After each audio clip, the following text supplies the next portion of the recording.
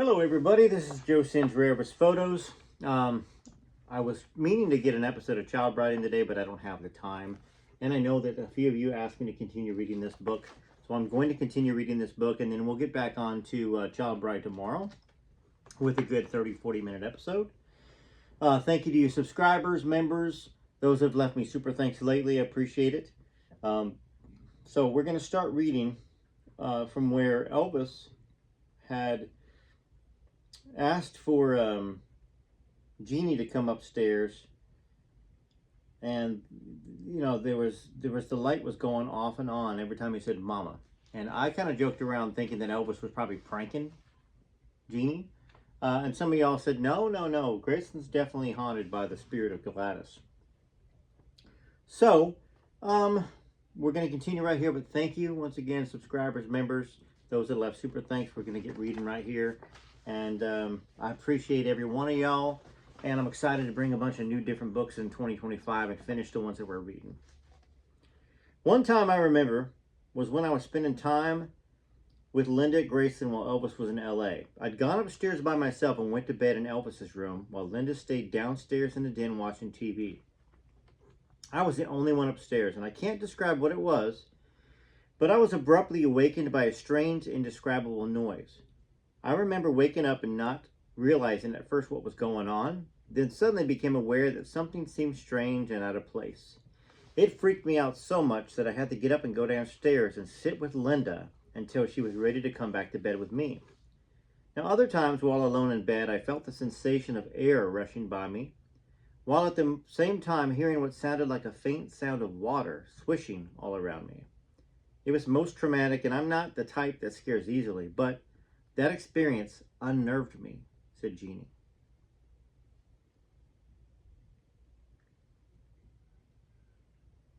Luckily, the majority of my time spent at Grayson was not nearly as traumatic. In fact, most of the time found me having the time of my life, especially spending the Christmas holidays around Grayson. Before a lot of the guests arrived on Christmas Eve, Elvis, Linda, and I had agreed to open our gifts to each other. Linda had already shown me several nice rings and other jewelry that she'd gotten from him. He loved giving expensive gifts to his girlfriends at Christmas. The year before their first Christmas together, he had surprised her with a belted full-length mink coat with a red fox trim hood and a detachable stole on the bottom. It was, without a doubt, the most beautiful mink coat that I'd ever seen. This year, looking at her jewelry, I realized he had already outdone himself again. We were sitting in the living room, and Linda handed me the gift from the two of them. I opened the box, and inside was a beautiful and obviously expensive Swiss-made gold wristwatch. Turn it over, Elvis prompted, and when I did, I saw the engraving. It read, Merry Christmas, love Linda and E. Now, Linda had heard me say earlier that I needed a watch. Little had I expected something so elegant. I felt bad because at the time, I was not making a lot of money and couldn't afford to spend very much on gifts.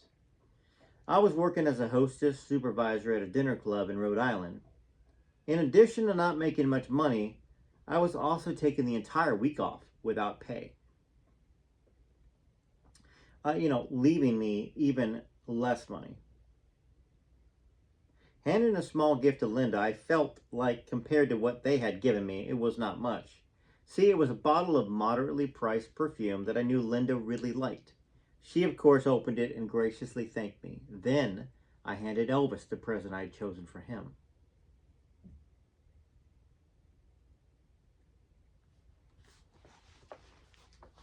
Now, I can't describe the agony I'd gone through trying to figure out what to give him for Christmas. You see, what in the world do you give Elvis Presley? Literally the man who had everything. Someone back home had suggested that I got something related to what I knew he liked. I knew he loved tigers and was even known as Tiger Man. So one day while walking through Feline's, a department store in Rhode Island, I saw a beautiful picture puzzle of a tiger's head, and I bought that for him. And that was what I handed him, nicely wrapped. Well, he took the wrapped present and he shook it. Of course, being a puzzle, it rattled loudly.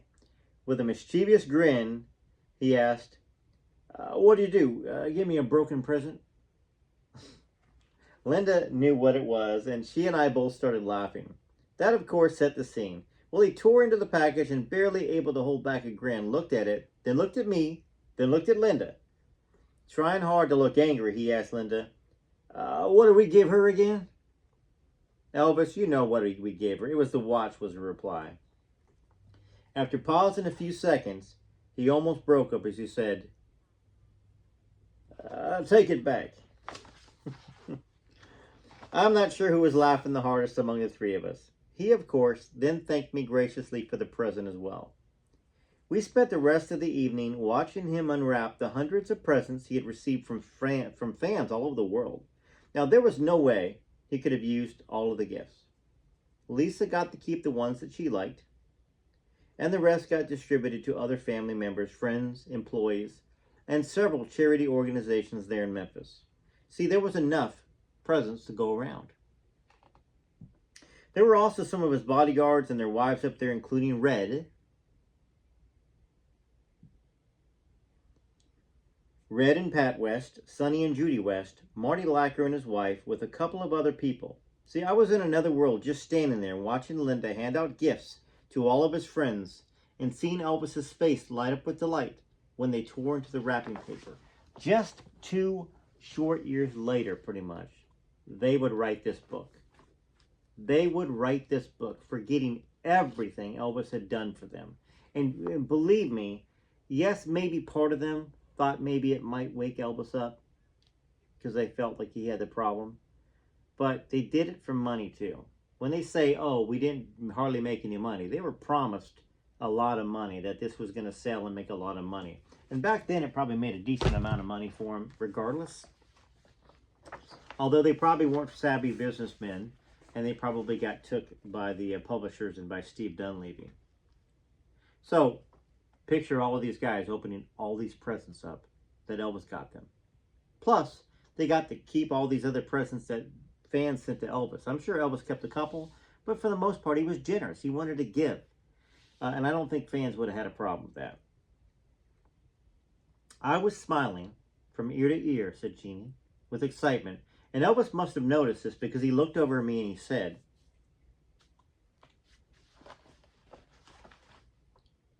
honey, I've got something to tell you. Come over here for a minute, will you? Well, I walked around the dining table to where he was standing, and he whispered in my ear very softly, Christmas sucks.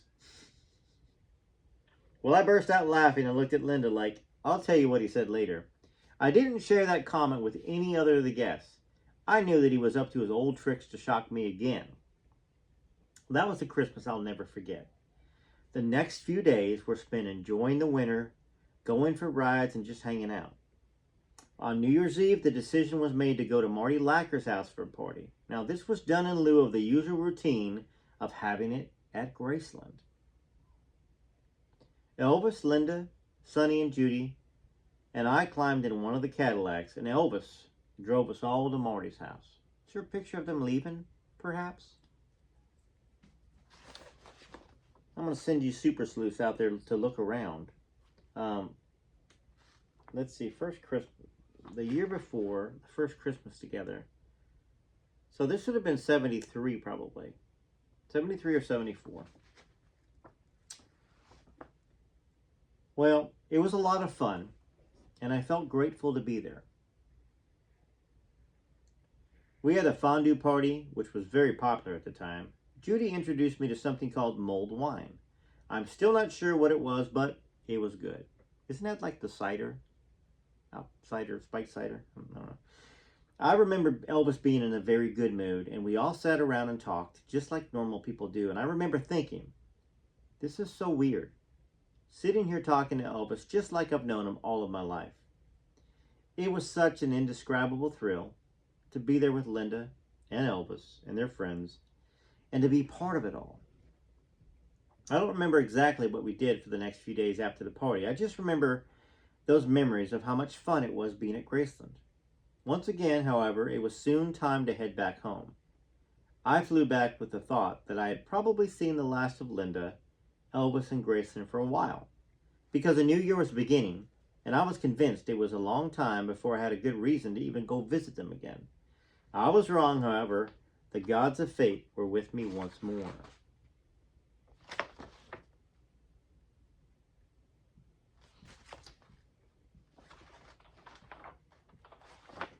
All right, so this next little section is called, next chapter is called A Small Disagreement. I'm going to read a little bit more for y'all. Within a month, I think it was the first week in February, Linda called me and asked if I would like to join her and Elvis in Las Vegas. The plan was for me to stay with them for a week. Now, without hesitation, I said yes, and within 2 days, I was headed west to the enticing, glitzy glamour of Vegas. I was lucky to have found a temporary replacement at my job, and everything had worked out well on that end. Well, Linda told me when she first called that she and Elvis were having a small disagreement, and that she wanted me to come and stay with her in the suite at the same hotel which Elvis had arranged for her. So this small agreement. So February of 1973, I think. Would that be right? Or is it February of 1974? What do y'all think? When did they have their small disagreement? I felt bad that the two of them were not getting along, but I was pleased nonetheless to be heading out to see them both, no matter what the reason. By the time I arrived, the two of them had patched up their differences. You gotta patch it up, baby. Patch it up with a whole lot of love. Anyway, it was a very nice suite, and she had the suite all to herself. It had a luxurious king-size bed and a fully stocked bar, and the place was bigger than my own house. It was fabulous. And everyone at the hotel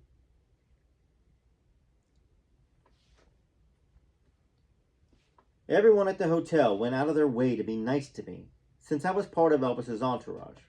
I got to know a lot of the staff as well as the hotel manager. Well, he even offered me a job working there, if I wanted one. Well, I was absolutely thrilled to be there, and I would go to bed at night asking God what I had done to deserve all of this. And I was also pleasantly surprised at the weather. It was very hot and dry, which I had not expected in February. I had bought the best looking outfits I had with me, but felt a little self-conscious after seeing Linda's wardrobe. Seeing the look on my face, she said, "Come on, let's go get you something appropriate for Las Vegas." She took me to Susie Cream Cheese, the small boutique that had become one of her favorite places to shop, and bought me a beautiful, long, dark brown dress with scalloped edges and a cape-like lining. It was made out of a soft jersey material that flowed nicely when I walked. Talk about feeling like a queen. Not only was I the guest of Elvis and Linda, but I was wearing an outfit that made me feel so wonderful. I was thrilled beyond words. Now, as we got together in my suite before the show that night, I was so impressed with how gorgeous Linda looked, and I got several pictures of her. She looked beautiful, wearing a long midriff-bearing white gown with all of her rings and jewelry, and a mind-blowing emerald that Elvis had recently bought her. Before the show, I happened to be heading to Elvis and Linda's suite and got treated to the experience of a lifetime. As I got off the elevator and headed toward their room, I heard a lot of commotion. And as I turned the corner, I was surprised to see Elvis right outside of his suite, surrounded by a number of people, including the Stamps Quartet, one of his backup groups, and several bodyguards. Elvis was doing one of his favorite things, jamming with his backup singers, apparently in an impromptu session there in the hallway. As I stood there, they began singing one of my favorite songs, Sweet, Sweet Spirit.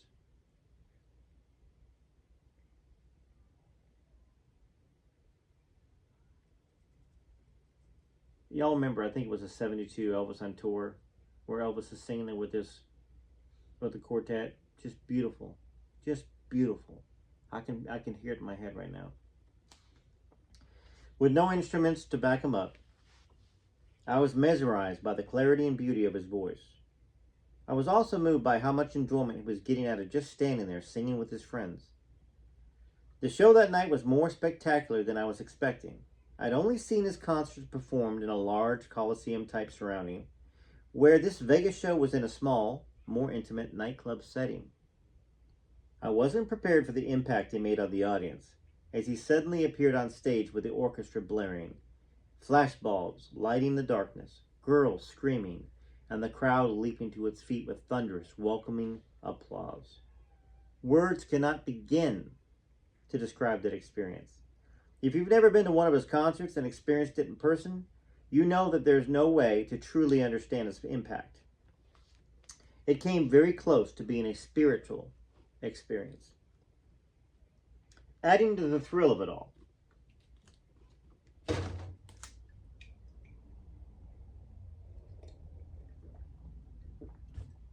guess who was in the audience? Bob Hope. I had long been a fan of his, and I couldn't believe that not only was I in the company of Elvis, but Bob Hope was sitting a short distance from me as well. Elvis put on a stunning performance that night, as always. Something interesting happened during the show, however. There was a fan at the front of the stage that happened to catch one of Elvis's scarves that he was famous for tossing into the audience. Girls have been known to almost take each other out for those scarves, but for some reason this particular night, a girl threw the scarf back to Elvis. That was something that just wasn't done. At first, I think everyone thought she was clowning around with him.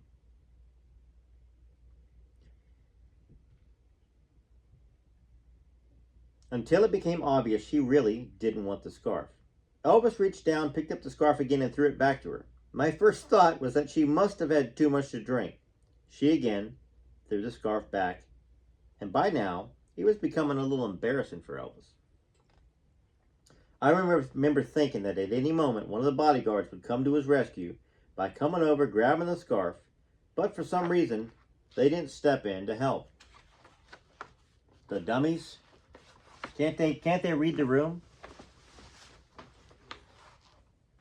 Elvis finally reached down and with a look that would stop a charging elephant, forced the scarf into her hand and walked away. He was not about to let her have the last say in that matter. Well, first off, what is a person doing in the front row that's not an Elvis fan? I mean, who in the world would not take a scarf? Even if they weren't the biggest fan, they got somebody in their family or friends. So this girl was nuts. And that had to bother Elvis because, you know, he's trying to give of himself. And this person in the front row is saying, take yourself back. I don't want you. Somebody maybe just paid for a ticket to try to, I don't know. What do y'all think about that? Have you heard of that story?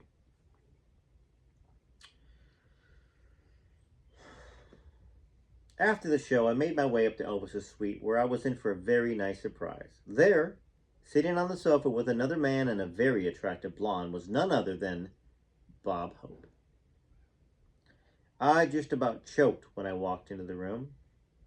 My knees were practically knocking together as I went over and sat in the chair at the bar. See, I didn't want to bother him. And yet, he had always been such an idol to me. I was totally blown away by his being there.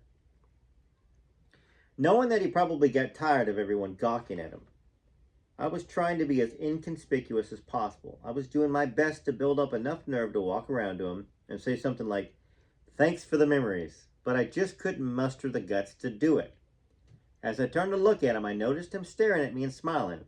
Then I heard him say, "That's a very pretty girl." And I knew he had to be talking about me because there was no one else seated around me anywhere. I felt extremely honored by his compliment. I smiled but lost my chance to talk to him because I couldn't overcome my fear of approaching him.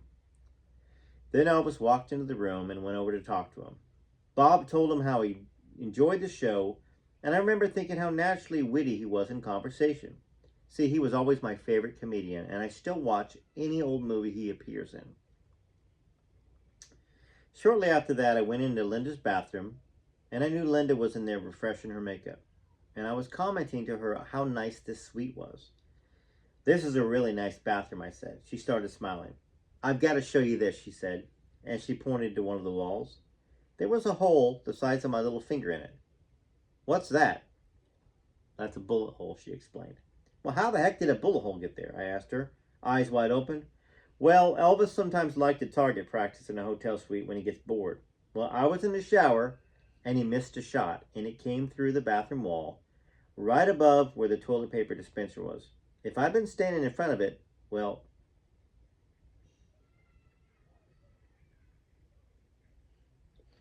"What did you do?" I asked in amazement. "Well," Linda said, "I grabbed a robe, put it on, and went screaming into the room where Elvis was and asked him what had just happened. He turned white as a sheet and started apologizing all over the place to me and promised it would never happen again. I was pretty upset about it, and I know it shook him up a lot. That was the small disagreement, don't you think? Had to be. I mean, what else could be caused a disagreement where Linda might have been upset and left? Apparently, Bob Hope had left the suite, and we stood there inspecting the damaged wall. We heard Elvis in the next room yelling at his bodyguards. Actually, I think the entire city of Las Vegas must have heard them as well. Elvis was screaming every obscenity in the book as it was directed towards the entourage that was with him. I heard him screaming, "Dang it! Damn it, every one of you is fired. Why do you think I pay you? If you don't take care of business like that during the show, not a single one of you stepped in and tried to save me from that psycho girl.